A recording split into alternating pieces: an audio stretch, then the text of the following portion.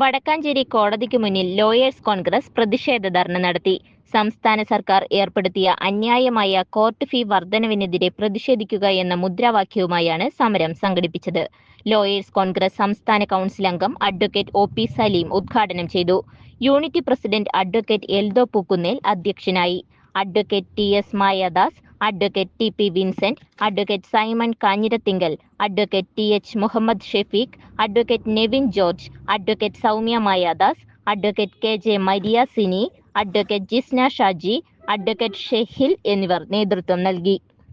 ഈ കോടതികൾക്ക് 5ഉം 10ഉം രൂപയ്ക്ക് സ്റ്റാമ്പ് ഒട്ടിച്ചിരുന്നപ്പോൾ 10 ഇരട്ടി, 20 ഇരട്ടി, 30 ഇരട്ടി, അതായത് 10 രൂപ ഒട്ടിക്കുന്നിടത്ത് 25 രൂപ, 2 രൂപ ഒട്ടിക്കേണ്ട 25 രൂപ, അങ്ങനെ 10 രൂപ ഉള്ളത് 500 രൂപ, 125 രൂപ, അങ്ങനെ പല വർധന രീതിയിലാണ് വന്നിട്ടുള്ളത്.